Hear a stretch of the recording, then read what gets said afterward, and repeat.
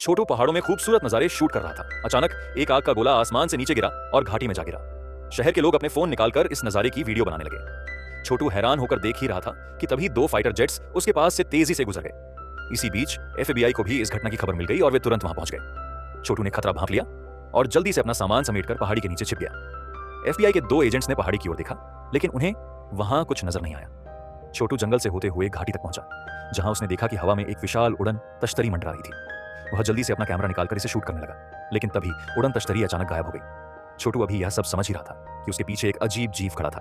अजीब एहसास होने पर उसने पीछे मुड़कर देखा और वहां एक एलियन खड़ा था। डर के मारे उसने गलती से कैमरे का रिकॉर्डिंग बटन ऑन कर दिया, लेकिन एलियन बिना कुछ कहे मुड़कर चला गया। अब छोटू को होश आया तो वह डर के मारे भागने लगा। भागते भागते अचानक उसकी आंखों के आगे अंधेरा छा गया और वह बेहोश हो गया। जब उसे होश आया तो उसने खुद को पहाड़ की चोटी पर पड़ा पाया।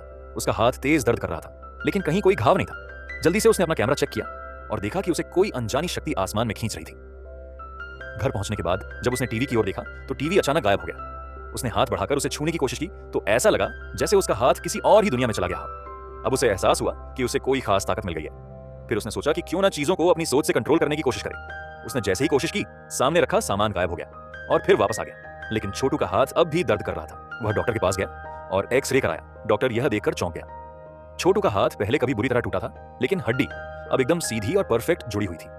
फिर भी उसके हाथ पर कोई चोट का निशान तक नहीं था। आखिरकार डॉक्टर भी यह समझ नहीं पाया कि यह सब कैसे हुआ।